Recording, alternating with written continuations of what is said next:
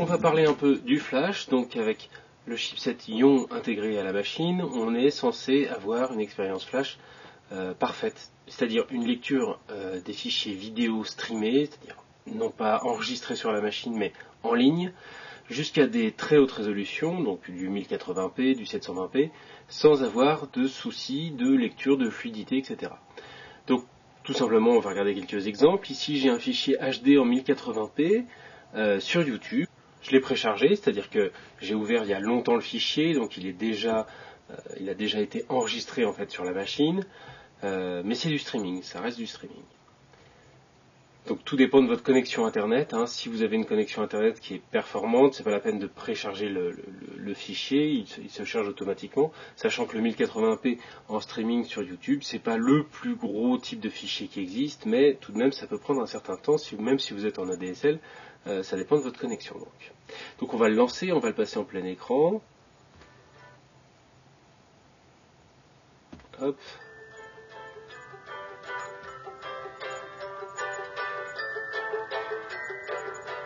The aim of this trip is basically to travel from Edinburgh to Skye. Being back in my village of Dunvegan is going to be cool.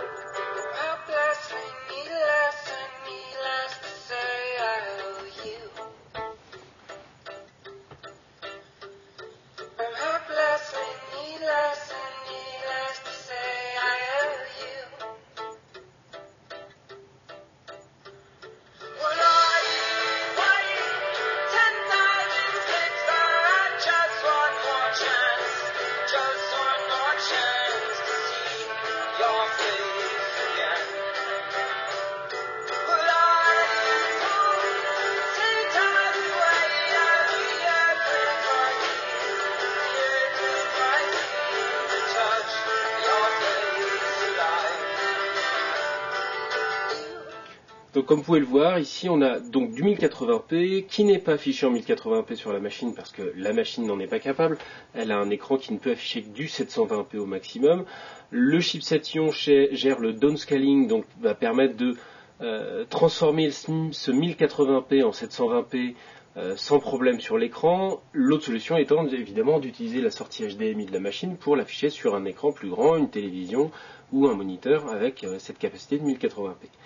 L'intérêt, encore une fois, c'est d'avoir avec cette machine la possibilité donc d'afficher ces données, ce film en streaming sans avoir de perte de qualité, avec une bonne fluidité. Donc on va pouvoir suivre tout ce qui va être contenu futur ou présent sur le web en très haute définition, sans avoir de soucis, avec un engin qui ne coûte pas trop cher et qui en plus est très portable.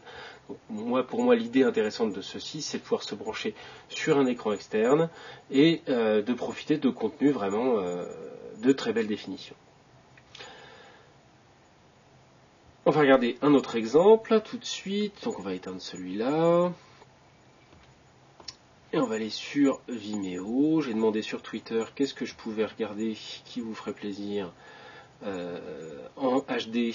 Donc ici, on a une vidéo faite pour Audemars Piguet, fabricant de montres. On est en 1080p toujours. Et on va voir ce que ça donne sur Vimeo, qui est réputé comme étant mieux encodé que YouTube.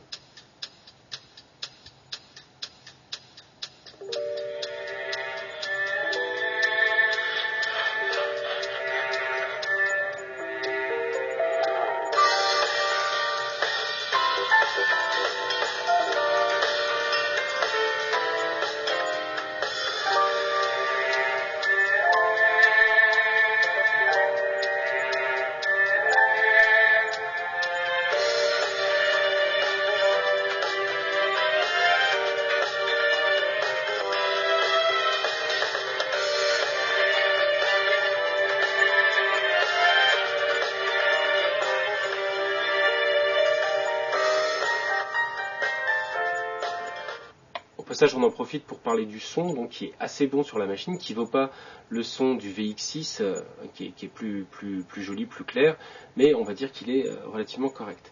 On va essayer de regarder ce que ça donne niveau perf. Voilà, sur l'engin, pendant la décompression de ce 1080p, on s'aperçoit qu'on est quand même avec un processeur qui est à 48%, mais je réalise d'autres tâches derrière, c'est-à-dire que je suis en train de télécharger et d'installer un programme en parallèle.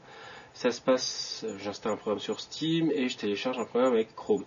Donc ça se passe plutôt bien, je trouve, c'est-à-dire qu'on a vraiment un fichier qui reste fluide, une lecture qui est vraiment agréable. Encore une fois, c'est un fichier que j'avais préchargé, c'est-à-dire que je ne suis pas en train de le streamer, il a déjà été téléchargé en fait par ma connexion.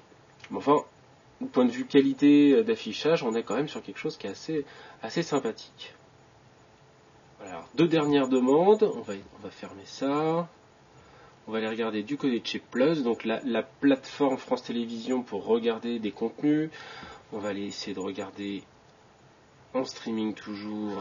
Alors là je suis en streaming pur, je viens de le lancer. Je passe en plein écran et on va voir ce que ça donne. Si on peut suivre. On va baisser un peu le son. Voilà, on va essayer de regarder si on peut suivre vraiment un match avec ce type de machine.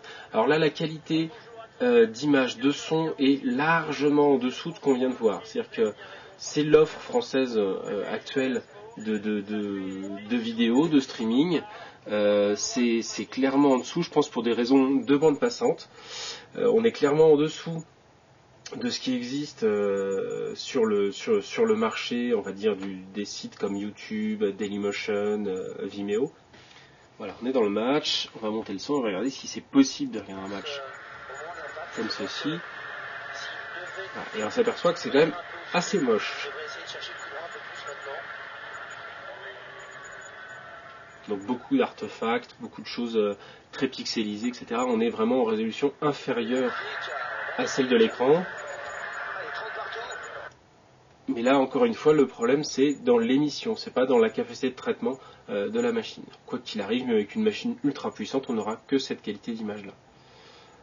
À la rigueur, vaut mieux la garder en fenêtré si on veut une qualité plus regardable. On va dire qu'on peut quand même suivre quelque chose sur ce type de programme en streaming, mais ça sera jamais de la qualité. C'est quelque chose qu'on va regarder du coin de l'œil. Ça sera jamais de la qualité d'un vrai fichier encodé à la source. Bon, enfin, ça a le mérite d'exister et c'est gratuit. On va regarder ensuite du côté de M6, une série sur M6 Web.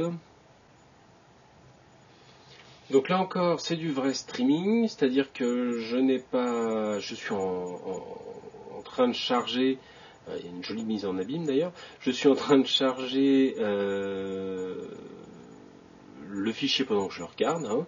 Donc là, j'ai rien préchargé sur la machine. On va pouvoir s'apercevoir qu'effectivement la qualité n'est pas top.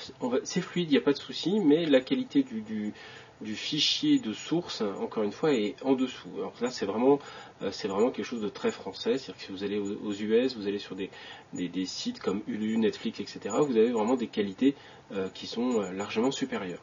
On va dire que c'est regardable. Voilà. Par contre, on n'hésite pas à vous balancer plein de pubs, donc on serait en droit d'espérer une meilleure qualité, on va dire, d'image, vu que le cœur du business d'M6 c'est quand même de vous vendre de la pub, de vous faire voir de la pub pour leur programme. Pour l'instant, on n'a pas le ratio, on va dire, publicité suffisante pour qu'ils puissent nous fournir du contenu de meilleure qualité d'un point de vue image. C'est un peu dommage, c'est un pari qui pourrait être intéressant à faire, mais on a un contenu qui est complètement regardable pour le moment.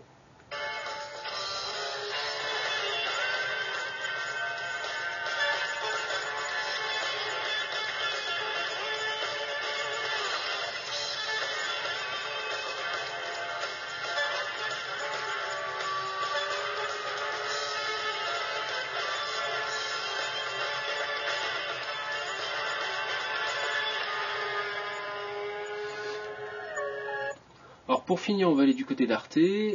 Arte qui est pas mal parce qu'ils fournissent plus d'options que les autres. On a notamment la possibilité de passer en haute qualité. Donc on va recharger notre super reportage sur les animaux à sang froid. Il y a beaucoup de choses sur le site d'Arte TV, donc c'est bien, il y a de quoi regarder. Et on a quelque chose qui est quand même franchement de meilleure qualité que ce qu'on vient de voir sur les autres chaînes. C'est pas encore parfait, c'est pas encore du niveau de Vimeo ou YouTube, mais on va dire qu'il y a un effort de fait. Donc là, on est en haute qualité Arte et c'est, on va dire, c'est largement plus correct que ce qu'on a vu auparavant. Donc c'est des contenus plus vastes, etc. Mais c'est assez intéressant tout ça. Et on a une qualité sonore qui est également meilleure. On va regarder ça.